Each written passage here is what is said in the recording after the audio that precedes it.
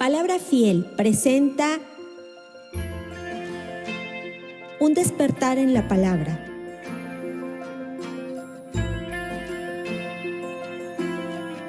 Gracias te damos, Dios, en esta hora por tu bendita gracia, por tu bendita voluntad. Gracias, Dios.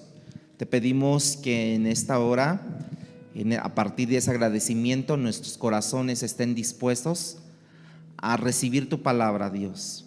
Pero no solamente estemos dispuestos a ser oidores, sino también a ser hacedores de tu palabra.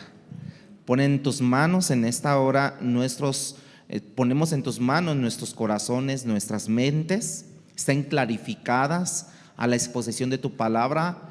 Mi lengua esté articulada para pronunciar tu palabra.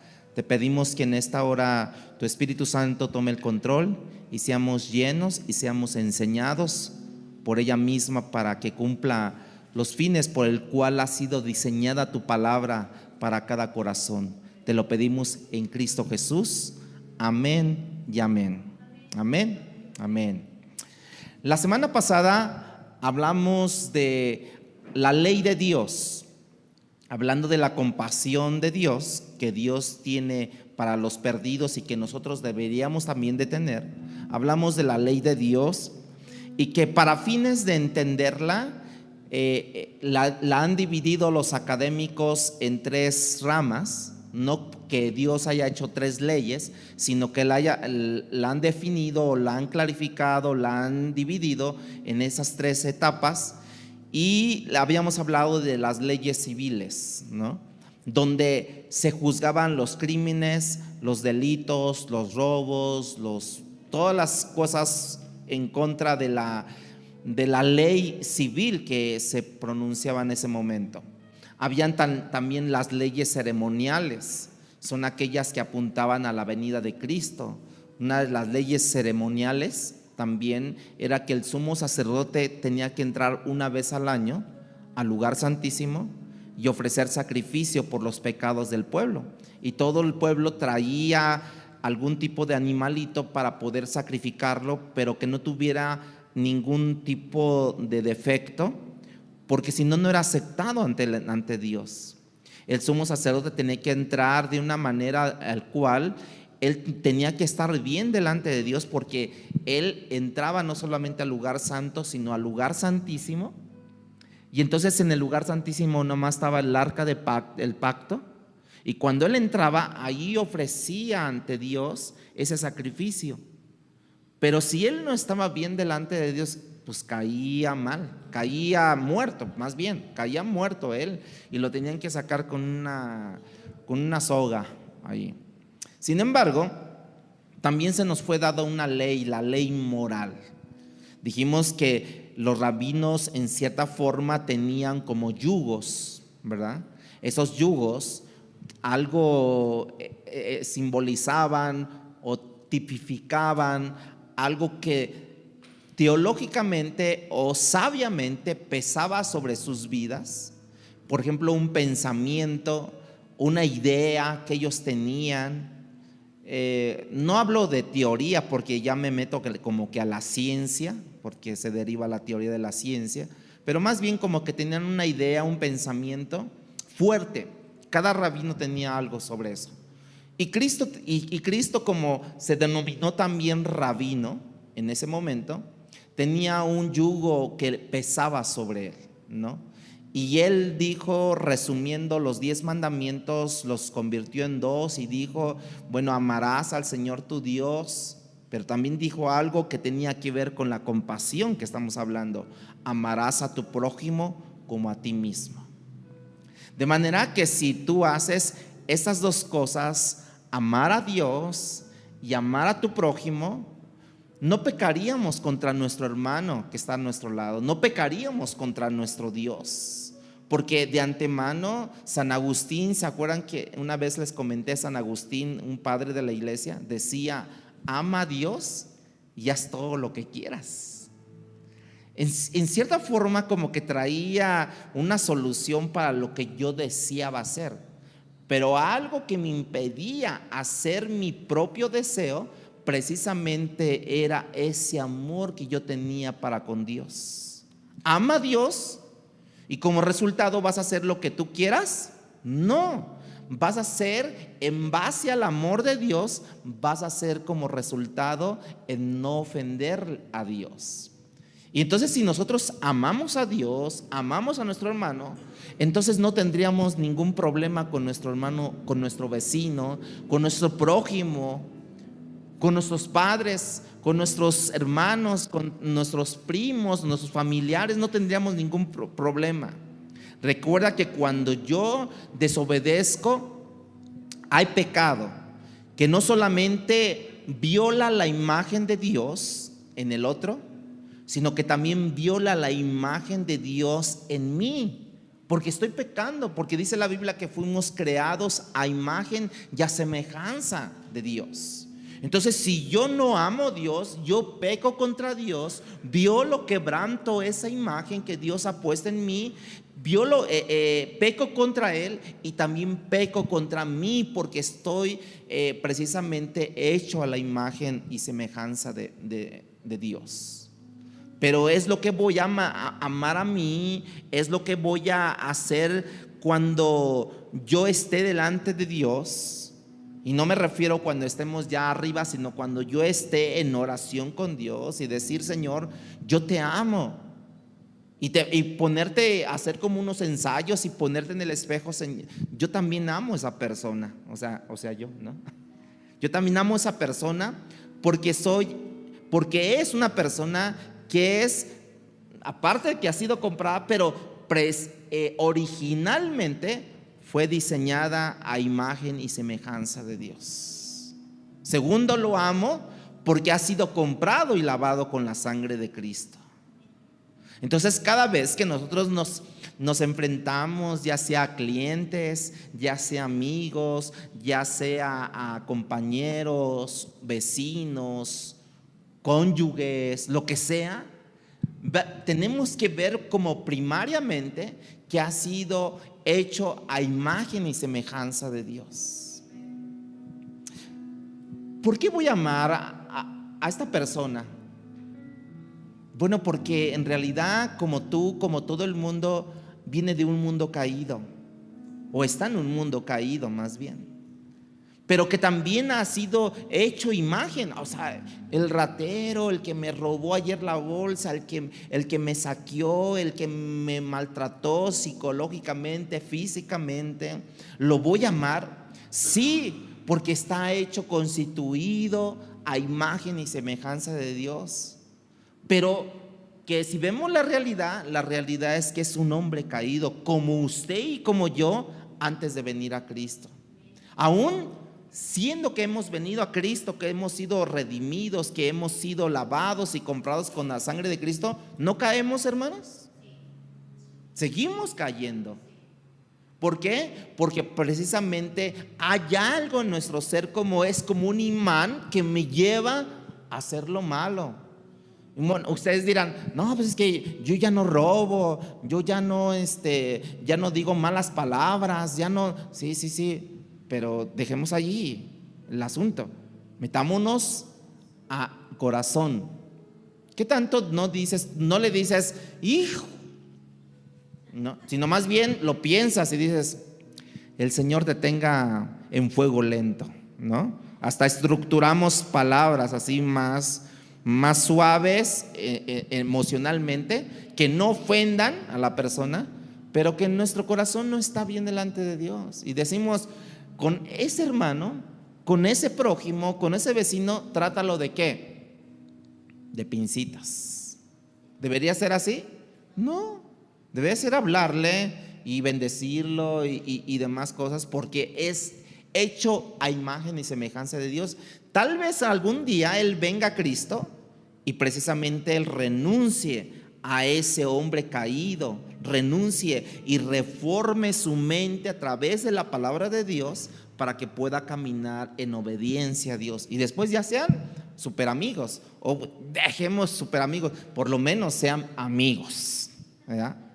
Pero de manera que si tú entiendes el amor de Dios, el amor al prójimo, si tuvieras esas dos cosas como un énfasis en nuestra vida, vamos a proteger la imagen de Dios en el otro, hermanos. Vamos a proteger, no vamos a mancillar la imagen de Dios en el otro. Que Él la está mancillando constantemente, a diario, porque ustedes saben, están en el mundo. Están en el mundo y las obras del mundo se manifiestan para los hijos de la carne. Pero nosotros en Cristo Jesús debemos de manifestar las obras del Espíritu, porque ya hemos sido renovados, reestructurados, redirigidos por la palabra de Dios. Si antes nosotros pensábamos de una manera equívoca, ahora nosotros pensamos de una manera verdadera por la palabra de Dios. Pero sin embargo, seguimos teniendo esta carne, que esa carne por la tendencia va de mal en peor. Incluso nuestra edad, ¿cuántos de ustedes tenían canas hace 30 años, hace 20 años? No tenían ni una sola pizca de canas. Pero ahora, precisamente, la gravedad, todo lo que sube tiende a caer, y nosotros, la gravedad nos está llevando a una culminación, como decía el salmista David, 70 y 80, los más robustos. Y ahí estamos dando, y nosotros decimos, Dios, pero eso es parte de este mundo caído, es una consecuencia de un mundo caído, y que tenemos que obedecer las leyes que Dios ha establecido para este mundo caído. Entonces, nosotros no tenemos que temer por el día de mañana, no tenemos que temer por el morir el día de mañana, porque nuestra vida está segura en Cristo. Mi vida, tu vida, hermanos, si ha sido regenerada por la palabra de Dios, tu vida está en Cristo, tu vida está segura en Cristo Jesús. Y no vas a violar precisamente, no la vas a profanar. Así que vas a proteger precisamente esa imagen de Dios. Ustedes han visto cuánta gente se suicida, cuánta gente tiende. Estadísticas, por lo menos una referencia que nosotros tenemos de Estados Unidos, es que por 3 hombres que se suicidan, hay 10 intentos de mujeres por asesinarse. 10. Pero 3 toman la fuerza, los hombres toman la fuerza por cortarse la vida. Mientras hay un intento por 10 mujeres por quitarse la vida. Entonces vemos que cuando tú atentas sobre la imagen de Dios, que es la persona, sea cristiana o no sea cristiana, tiene la imagen de Dios, tiene la semejanza de Dios. Y por lo tanto, si tú entiendes esto, no vas a quebrantar esa ley de Dios. Mira, para una aplicación buena, Santiago capítulo 2, versículo 15 y 16. Una explicación precisamente de la ley moral de Dios. Y Santiago la replica aquí, le da un énfasis sobre la importancia de esta ley moral según Santiago capítulo 2, versículo 15 y 16. Dice: y si un hermano o una hermana están desnudos, o sea, no se está refiriendo físicamente como tal, se está refiriendo en cuestión de desabasto en su vida, ya sea moral, ya sea espiritual, ya sea sentimental, ya sea emocional. En todas las áreas de la vida, en todas las esferas de la vida, dice: si un hermano o una hermana están desnudos y tienen necesidad del mantenimiento de cada día, y si alguno de vosotros le dice: id en paz, calentaos y saciaos, pero no le das las cosas que son necesarias para el cuerpo, ¿de qué aprovecha? ¿De qué aprovecha que tú le digas: hermano, vente, vamos a orar? Señor, te pido que tú lo ayudes, tú lo prosperes, tú le ayudes, tú pongas los medios para que él tenga una cobija, ¿no? Ándale pues, ve en paz y caliéntate con el frío, ¿no? Dice, si tú no le das para el mantenimiento del cuerpo, entonces ¿de qué aprovecha tu oración? ¿De qué sirve tu oración? ¿De qué sirve tus buenos intentos? ¿De qué sirve tu buena palmadita sobre el hombro de tu hermano?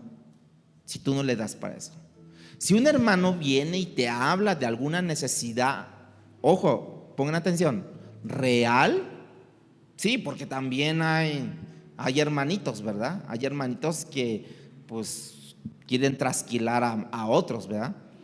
Si te hablan de una necesidad real y si tú le dices, déjame orar por ti, hermano, y tú oras, incluso quizás hasta lloras, ¿verdad? Pero realmente no le ayudas a resolver el problema que tiene. Dios dice por medio de Santiago, ¿de qué aprovecha? ¿De qué sirve eso? ¿De qué te sirve ser o manejar la cristiandad? De que le ha convertido ahora, por manejar esa cristiandad, lo ha convertido en una religiosidad, ¿no? ¿Por qué lo estás haciendo? Con esa oración es como llenar una ley ceremonial, ¿se acuerdan? De esta ley ceremonial, por así decirlo, donde esta ley ceremonial decía que si tú tocabas a alguien que casi estaba muerto o que estabas cerca de él y tú ibas a la iglesia, no podías ir al templo. ¿Por qué? Porque nada más con pasar cerca de esa persona te constituías inmundo por 7 días. Esa era la ley ceremonial. Pero la ley moral la quebrantaban y no la ayudaban. Santiago dice, ¿no? Si él tiene necesidad y si nosotros no le ayudamos, entonces tú puedes orar, tú puedes llorar también con esa persona. Señor, suple sus necesidades. Mira cómo está con llagas y toda la cosa. Bueno, hermano, nos vemos, hermano. Y ahí lo dejamos. Con sus llagas, con sus heridas. ¿De qué sirve? ¿De qué sirve precisamente eso? Y se nos dio dos requerimientos a nosotros dentro de esa ley moral.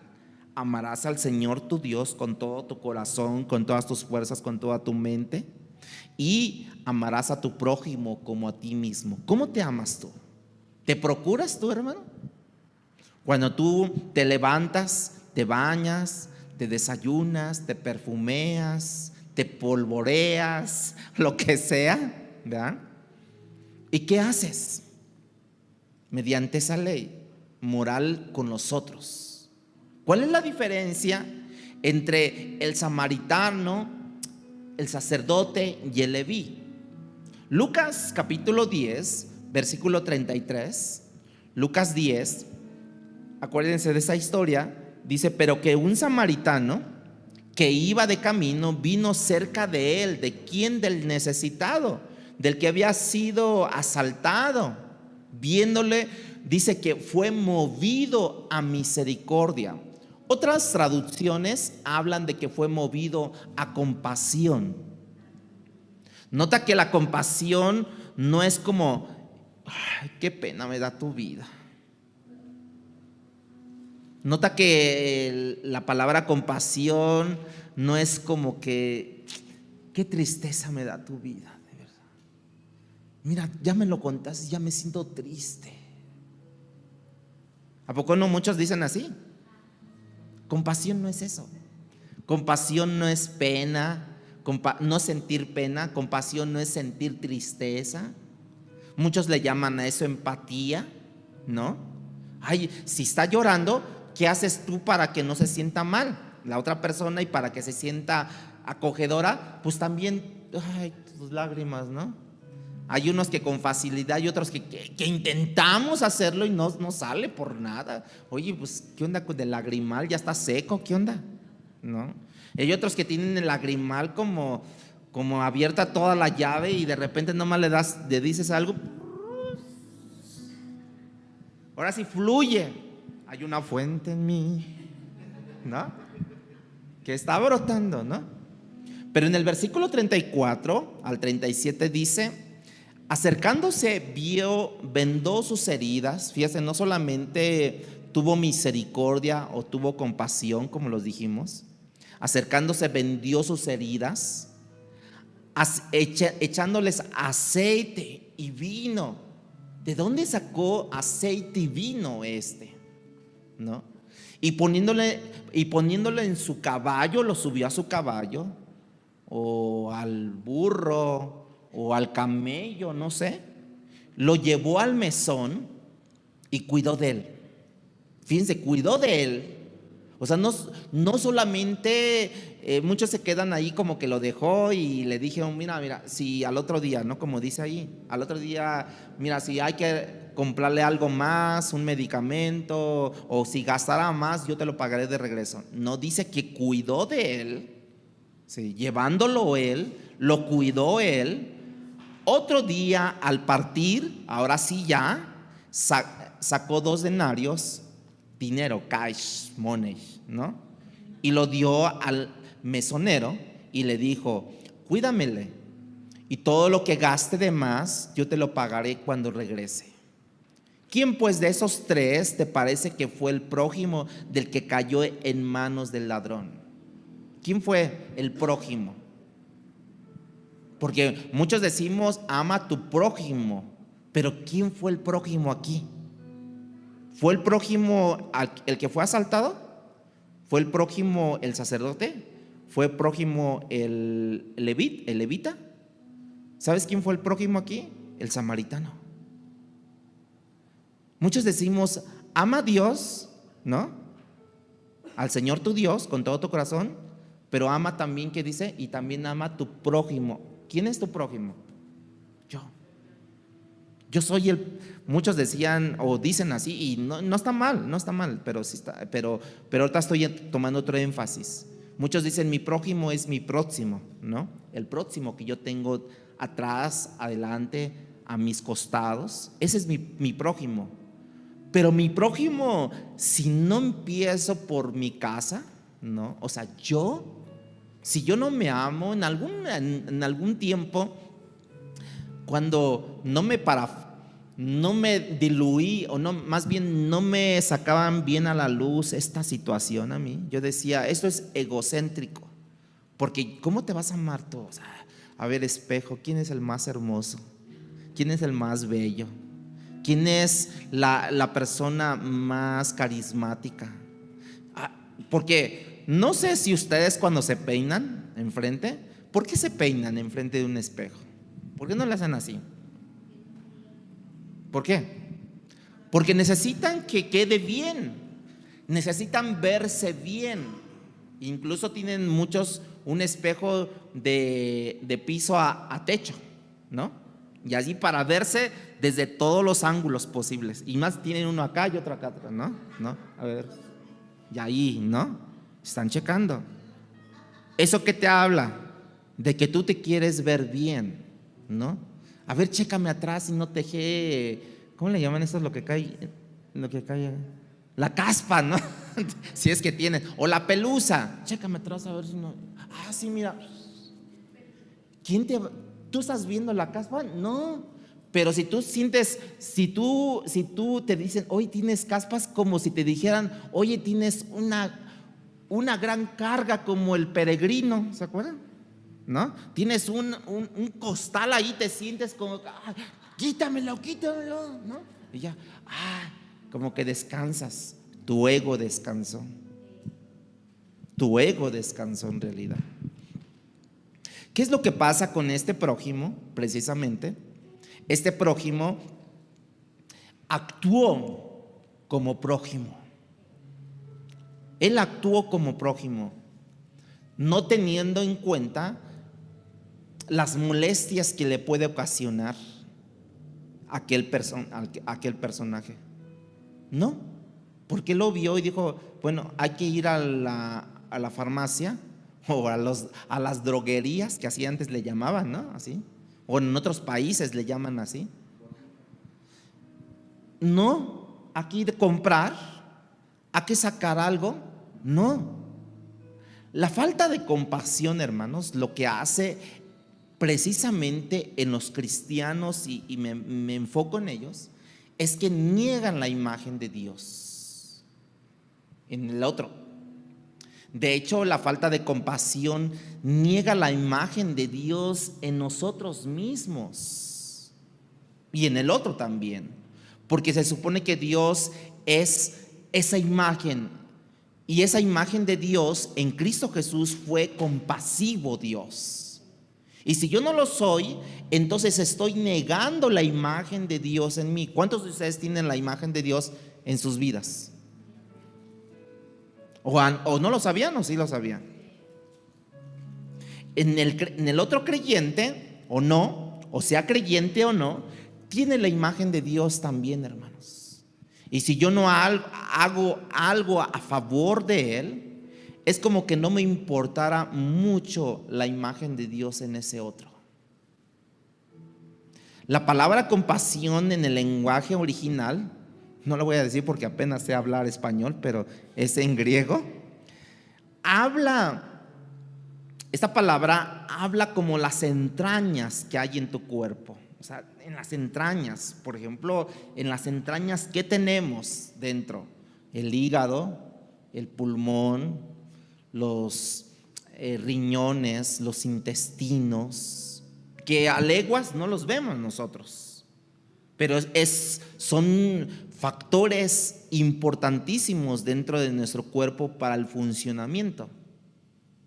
Entonces, esta palabra en el lenguaje original, compasión, habla como que de las entrañas. Esa idea detrás de la palabra compasión, claramente entendemos que es una metáfora. Para decir compasión se refiere en una emoción profunda que sale de las entrañas. Cuando nosotros le decimos a una persona, te amo con todo mi corazón, ¿no? O sea, ¿qué le estás diciendo? Mira, o sea, no sé, ustedes entienden sobre esto, ¿no? Esa metáfora, ¿no? Que te amo con todo mi corazón, ¿no? O sea, desde lo más profundo te amo, te quiero. Y Jesús fue promovido, o fue de una manera, ya salió también de sus entrañas, fue conmovido por las multitudes, hermanos. La compasión no era cosa para que ellos de otra manera vieran que Jesús era bueno, no, y que Jesús nada más estaba intentando tener un tipo de compasión o misericordia por la gente, sino precisamente salió de las entrañas del Señor Jesús y dijo, tengo compasión. Así es que, hermanos, la compasión no es otra cosa más que la reflexión, el reflejo externo del amor, precisamente de las entrañas interno que alguien tiene por el otro, hermanos. Cuando nosotros hablamos de compasión y decimos, bueno, voy a darle esto por compasión, deberíamos nosotros de sentirnos, decir, desde lo profundo te doy esto, desde lo profundo te doy, ¿no? No de decir, mira, tenlo y ya vete de aquí, ten y ya, hazte un lado, ya tenlo porque si no, no te voy a hacer callar, si no, no te voy a hacer retirar de mi presencia, tenlo, ya llévatelo. ¿Eso es compasión, hermanos? Eso no es compasión.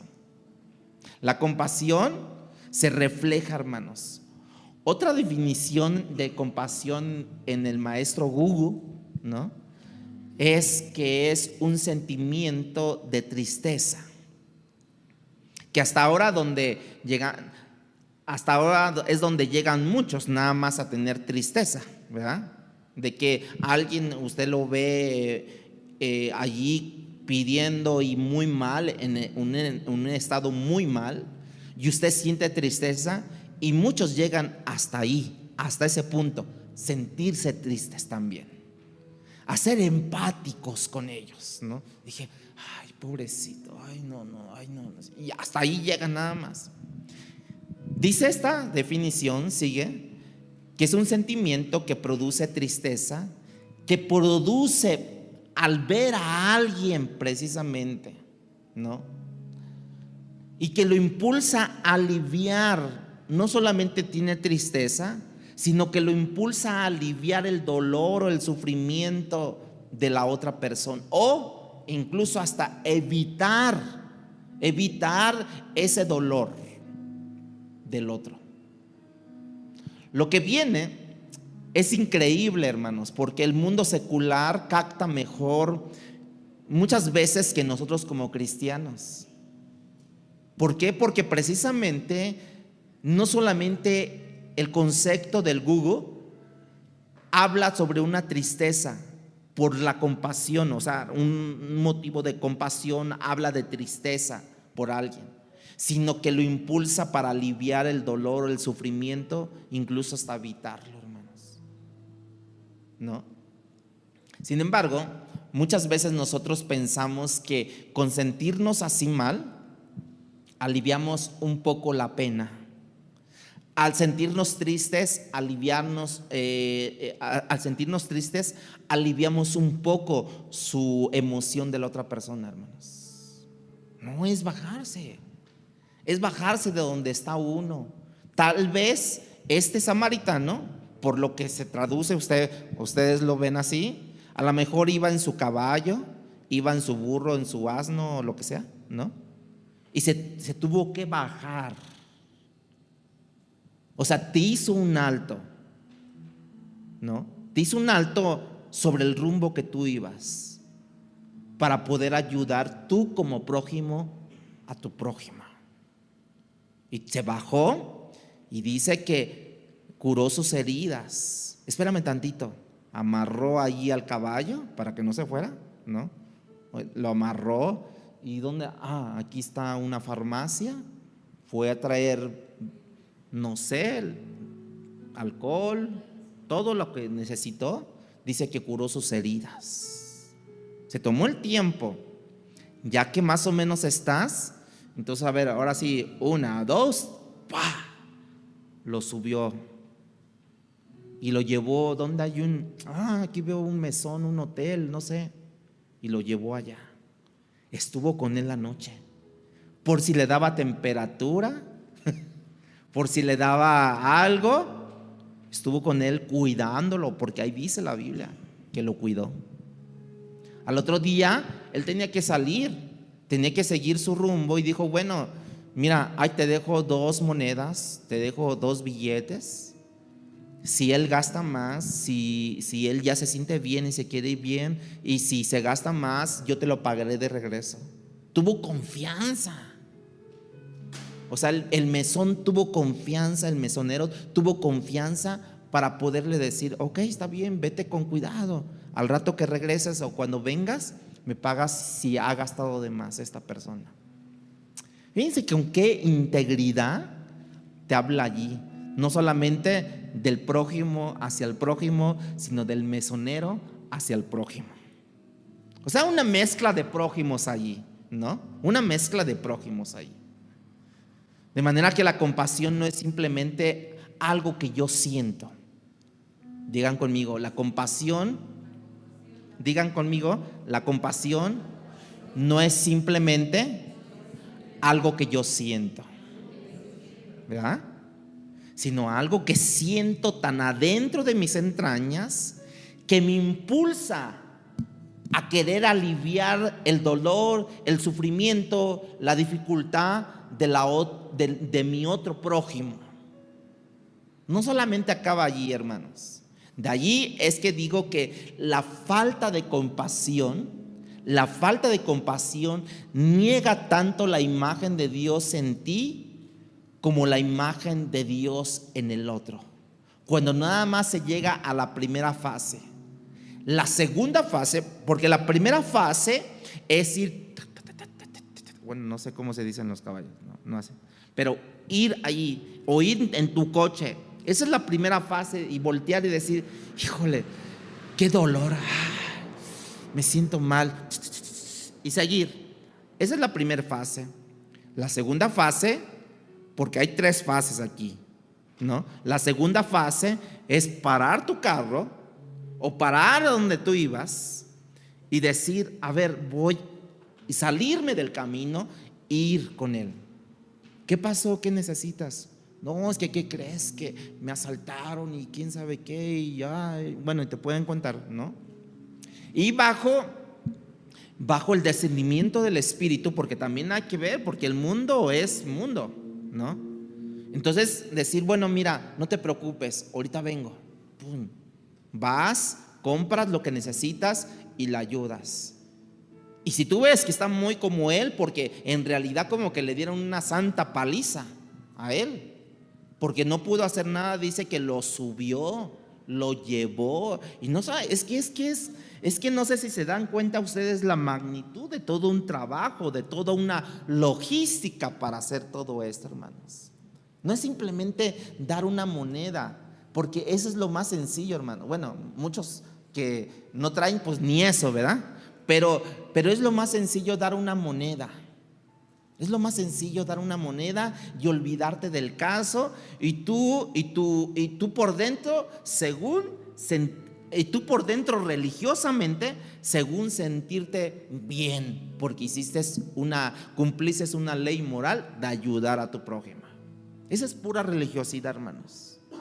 Salirte de la religiosidad es salirte de tu confort, como nos dice el manual. Salirte de tu confort, porque, oye, oye, tú, ven, ¿qué necesitas? No, pues, mira, necesito comer. Mira, ten esto. Ya, estás en tu confort. ¿Tú qué necesitas? No, pues mira, aquí está. Estás en tu confort. Salirte de tu confort precisamente es ir, levantarte, dar vuelta, ir en pos de ellos, no que ellos vengan a ti, tú ir y acudir a su necesidad para aliviar su sufrimiento, para aliviar lo que él está teniendo. ¿Por qué? Porque precisamente nosotros, hermanos, tenemos la imagen y semejanza de Dios. Entonces, ¿qué es lo que hace cuando yo entiendo bien el concepto de la imagen de Dios? Porque continuamente la imagen de Dios en nosotros, hermanos, la profanamos al desobedecer a Dios, y sobre todo con otros pecados, ¿no? Que no entramos ahorita, pero profanamos la imagen de Dios en el otro también cuando practicamos esos pecados y no practicamos la misericordia y la compasión con tu otro prójimo. Tú eres el prójimo, acuérdate, pero también hay el otro prójimo. Tú eres el prójimo. La idea correcta de la imagen de Dios, hermanos, nos ayuda precisamente a respetar, amar al otro. Hay cosas que tú haces contra el otro que pudieran ser hasta placenteras, pero no hablan precisamente esas cosas placenteras, no hablan del amor hacia el otro. Al contrario, estás destruyendo la imagen de Dios en ese otro, hermanos. ¿Qué son las cosas placenteras? Que tú, por ejemplo, vas al mercado y tú compras, no sé, 1 kilo de mango, supongamos, ¿no? Compras 1 kilo de mango y vas caminando con tu bolsa, con tu kilo de mangos, y de repente ves a uno que necesita, ahí está sentado, todo pues mal, ¿no? A lo mejor están sus drogas, a lo mejor están en ese alcoholismo, y tú le das, y mire, y te sientes muy Pedro y Juan: no tengo oro ni plata, pero lo que le doy, ¿no? Le doy un mango, ¿no? Te levantas y tú te sientes placenteramente bien porque hiciste una buena labor. Eso es pura religiosidad, hermanos. Pura religiosidad es eso. La verdadera compasión es decir, bueno, al rato vengo que ya se le haya bajado la sustancia que haya consumido, ¿no? Y lo invito a unos tacos y me voy con él. Es que es un grado, no sé si se dan cuenta, es casi como que te dicen: hay que subir a un escalón, y pues el escalón de la plataforma allí pues está muy leve, ¿verdad? Pero si te dicen: hay que subir un escalón, pero que sean como 4 veces lo alto, entonces tú ya tendrías que a lo mejor ajustarte tus pantalones, ¿no? y decir, a ver, ay, la artritis, ay, no, te va a doler porque tú dices, no puedo, ayúdame. Y ahí vas a estar intentando,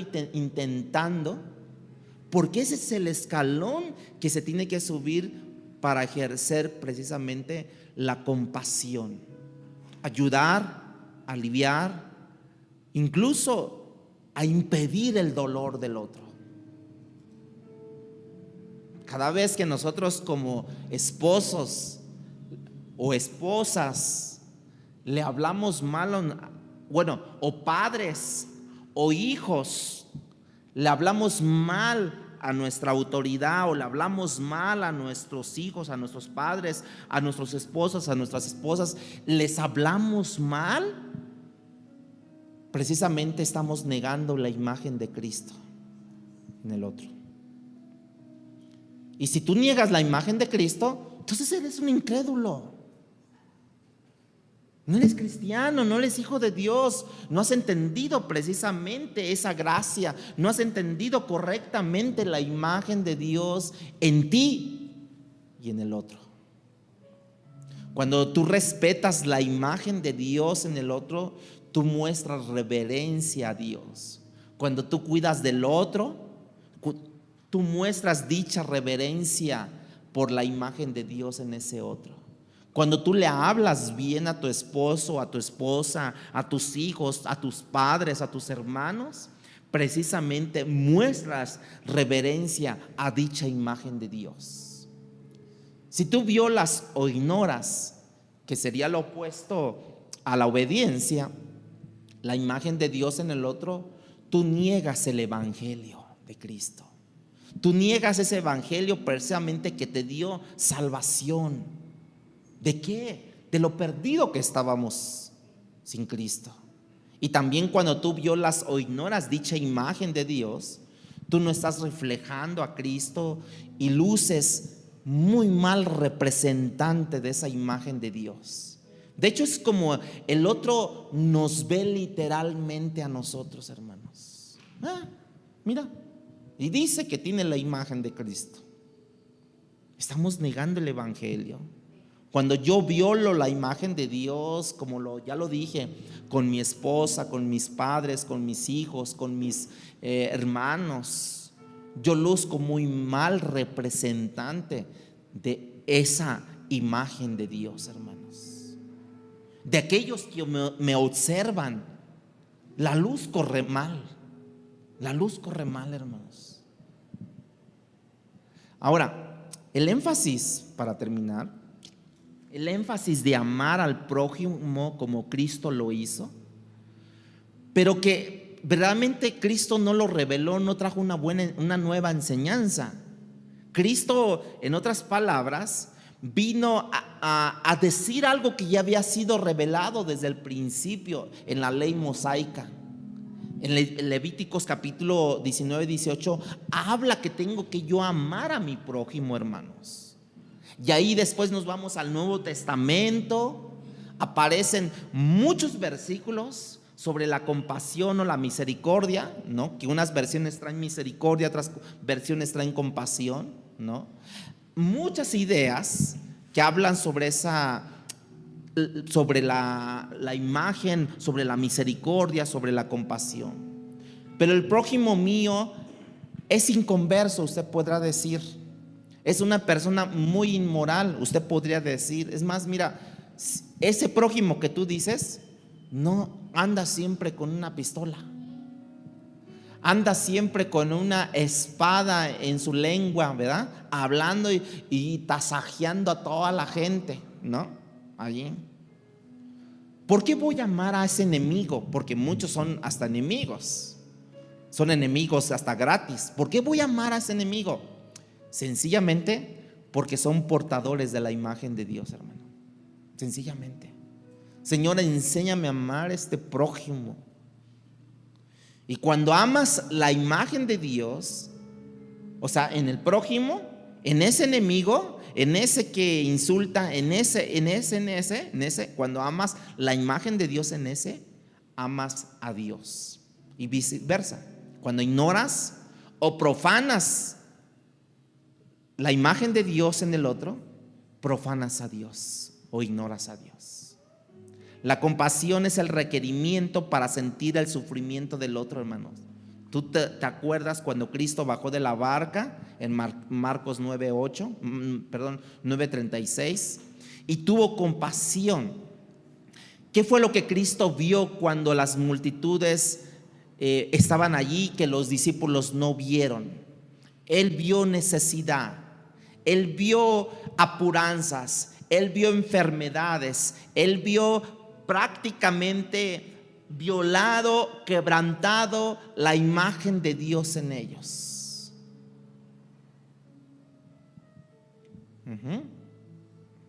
Vio personas, ovejas sin pastor. No tienen, y un pastor, cuando una persona está sin pastor, no tiene quien la escuche, no tiene que le dé alientos de esperanza, no tiene quien le dé consuelo en medio del dolor. Así Jesucristo vio a esas multitudes y tuvo compasión de ellas. Lucían ansiosas, lucían inquietas esas ovejas, intimidadas. Hasta las ovejas naturalmente, si tú mueves una ramita de un árbol, una rama, nada más al escuchar el ruido se asustan esas ovejitas. Hermanos, nosotros hemos sido llamados a llenar las necesidades espirituales y físicas de los que están a nuestro alrededor, hermanos. Mientras nosotros podamos ayudar, ayudemos, hermanos. Pero nota cómo Jesús no solamente suple la necesidad espiritual, sino también suple la necesidad física. Cuando ya les habló y les enseñó muchas cosas, mucho que les enseñaba, ¿no? Dice que cuando terminado de hacer todo esto, que ya la noche avanzaba, los discípulos le dijeron: ya despídelos, para que vayan a los campos, a las aldeas de alrededor y ellos compren pan. Así le dijeron los discípulos a Jesús. Pues no tienen nada que comer. Y él respondió y les dijo a sus discípulos: denles ustedes de comer a ellos. Que vayamos y compremos pan por 200 denarios y les demos de comer. Sí, háganlo.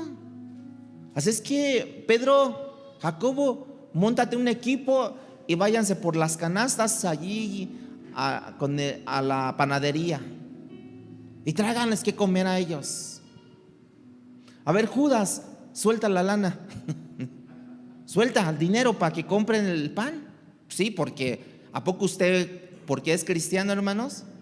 ¿A poco porque usted es cristiano le van a regalar las cosas? Usted va a la panadería. ¿Y usted quién es? Yo soy hijo de Dios. No tiene que pagar nada, ya lo pagó Cristo. No, pues usted tiene que pagar, ¿verdad? Usted tiene que pagar. ¿A poco porque el dueño de aquí es cristiano no nos cobra? Sí, también él nos cobra, ¿no? Porque es un negocio, ¿no? Y tenemos que pagar todo esto. Aquí hay algo como que alguien no está viendo la realidad, y los discípulos no estaban viendo mucho esa realidad.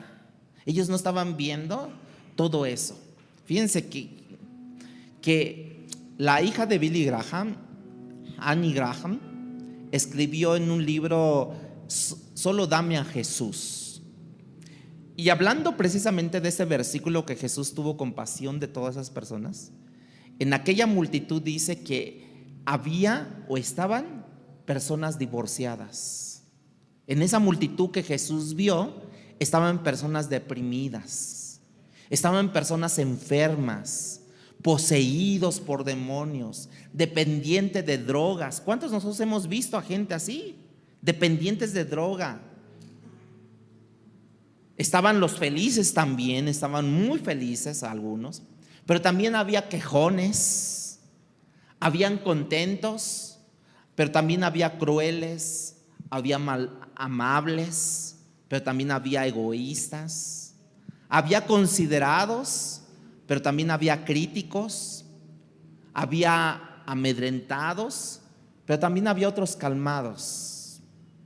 Agrega en su libro Anne Graham, todas esas personas cuyos sueños habían sido en un momento dado despedazados.